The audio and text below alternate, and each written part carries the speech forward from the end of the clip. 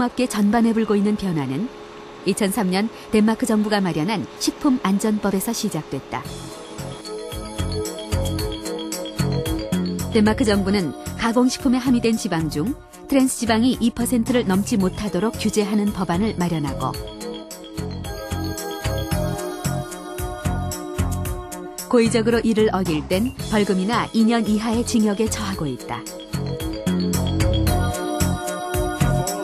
트랜스 지방 제한법이 시행되기 몇 년 전부터 덴마크의 식품업체들, 특히 마가린 제조업체에서는 트랜스 지방을 줄이기 시작했습니다. 트랜스 지방법이 시행된 이후 처음 6개월간은 가공식품의 트랜스 지방 함량이 5%까지 허용됐지만 6개월 후엔 2%로 제한했습니다. 법률 시행 후에도 식품업체가 새 법안에 적응할 수 있는 조정 기간은 있어야 했기 때문입니다. FDA, 즉 미국 식품의약안전청에선 내년부터 모든 가공식품의 트랜스 지방 함량을 표기하도록 의무화하고 있다. 그러나 덴마크 가공식품들엔 그런 표기 의무가 없다. 대신 2%라는 제한량을 넘길 경우 벌금이나 징역뿐 아니라 시장 전체에서 그 제품이 퇴출된다. 때문에 법령이 시행된 지난 2년간 실제 법을 어긴 경우는 10건이 채 되지 않고 있다. 지금 여기 있는 것들이 트랜스 지방이 든 전형적인 식품들입니다. 정부에선 수시로 제품을 수거해 관리하고 있다. 총 지방량의 2%라면 아주 극소량. 그러나 노력한다면 충분히 지킬 수 있는 수치라는 게 바로 덴마크인들의 생각이다. 트랜스 지방 함유량 2%는 현실적으로 적용 가능한 수치입니다. 물론 마가린 같은 가공지방 식품에는 항상 약간의 트랜스 지방이 들어있기 마련이죠. 아무리 트랜스 지방을 없앤다 해도 1% 정도는 들어있을 수 있죠. 그러나 식품업체가 정말로 노력하면 총 지방 중 트랜스 지방 함량을 2% 넘지 않도록 유지할 수 있습니다. 그래서 2%를 기준치로 정하게 된 것입니다. 트랜스 지방이 심장질환과 당뇨병을 유발한다고 알려지자 2003년 WHO, 즉 세계보건기구에서는 트랜스 지방을 하루 총 섭취량의 1% 미만으로 제한했다. 우리나라의 성인 하루 평균 섭취량인 2,000칼로리를 기준으로 하면 2.2g 미만이 돼야 한다는 것이다. 그렇다면 실제 우리의 현실은 어떨까? 식품의약품안전청에선 영양표시 대상인 가공식품들 속에 트랜스 지방이 얼마나 들어있는지 지난 한 해에 걸쳐 연구조사했다. KBS 생로병사의 비밀을 통해서 최초로 공개되는 식약청의 트랜스 지방 함량 조사 결과는 놀라웠다. 마가린과 쇼트닝 그리고 몇몇 과자에선 WHO의 하루 제한량을 몇 배나 넘어선 경우도 상당수 발견됐다.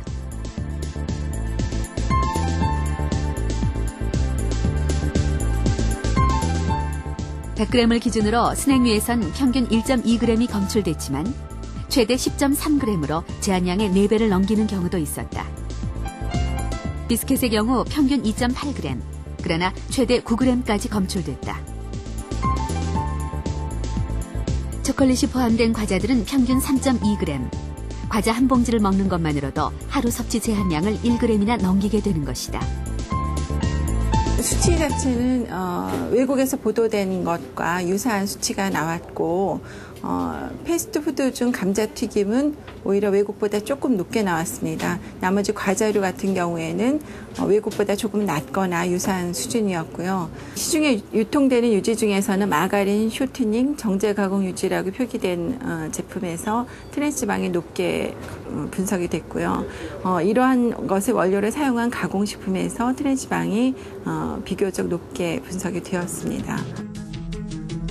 실제 그 표기를 확인한 결과에선 트랜스 지방임을 알 수 없는 것이 대부분이었다.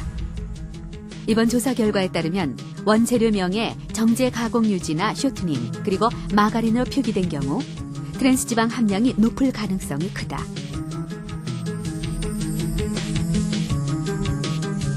그러나 원재료명 표기에서도 정확치 않은 경우가 있었다.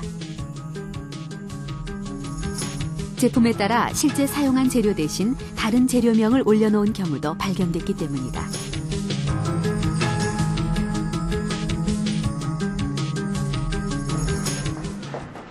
그렇다면 영양 표기 대상이 아닌 제과점 빵류와 외식업체 메뉴들은 어떨까?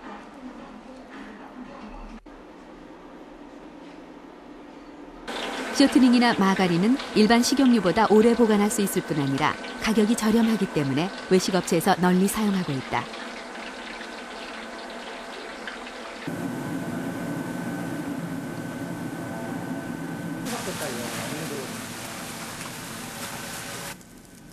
제작진은 일부 제품을 수거, 한국식품연구원에 분석을 의뢰했다. 시료는 전국적인 프랜차이즈망을 가지고 있는 피자 업체와 튀김 업체, 그리고 제과 업체의 제품을 사용했다.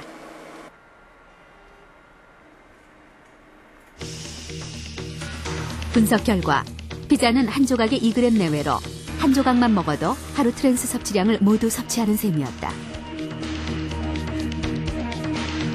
튀김은 격차가 심했지만 많이 검출된 경우 26.6g으로 일일 섭취량의 13배에 가까운 수치를 보이는 것도 있었다.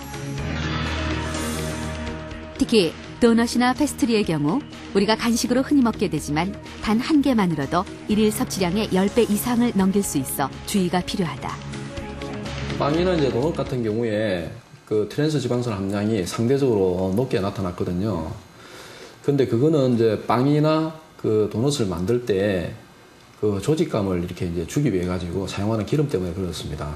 사용하는 기름이 문제이기 때문에 그런 트랜스 지방산이 그 함량이 낮은 그런 그 유제 제품을 만들어서 동일한 식감을 주고 동일한 맛을 줄 수 있는 그런 도넛이나 빵을 만들 수 있고, 그다음에 트랜스 지방산 함량은 낮은 그런 제품을 만들게 되면은 뭐 도넛이나 빵 같은 거 먹더라도 트랜스 지방산에 의해 가지고 생기는 문제는 없겠죠. 지난해 서울에 문을 연 한 제과점. 건강빵을 판다는 이곳의 빵들은 한눈에도 딱딱하고 거칠다. 첨가물 없이 통밀을 이용해 천연 발효시켰기 때문이다. 저희 빵의 특징은요, 주로 마가린이나 버터가 들어가지 않는 건강빵 위주의 빵을 만들고요. 혹시 부드러워야 되는 빵이 있을 경우에만 버터를 사용합니다. 일절 마가린이나 쇼트닝은 사용하지 않고요. 빵을 잘라보면 그 차이는 더욱 크다. 겉껍질은 쉽게 바스라져 버리고 속살은 거칠고 질기다.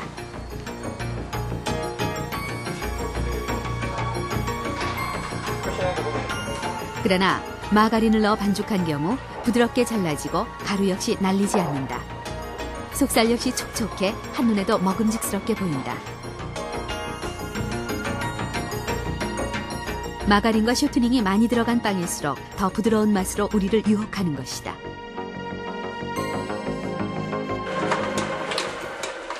마가린이 많이 들어가는 대표적인 빵이 바로 페스트리다. 제과점 직원에게 제빵 학원에서 배우는 대로 페스트리를 만들어달라고 부탁하자 그녀는 반죽 자체에 마가린을 듬뿍 넣는 건 물론 반죽 위로 커다란 마가린 덩어리를 얹었다. 보통 이만한 크기 반죽이에요. 이 본 반죽에는 한 100g 정도가 들어가고 여기 또 이제 쌀 이제 마가린은 한 250g 정도 이렇게 들어가요. 페스트리의 층층이 바삭바삭한 결이 살아있는 이유는 바로 그 층층이 마가린이 들어있기 때문이다. 마가린 덩어리를 넣고 접기를 수차례 반복하는 과정을 거쳐 만들어지는 페스트리. 결국 전체 재료 중 40% 이상이 바로 트랜스 지방인 것이다.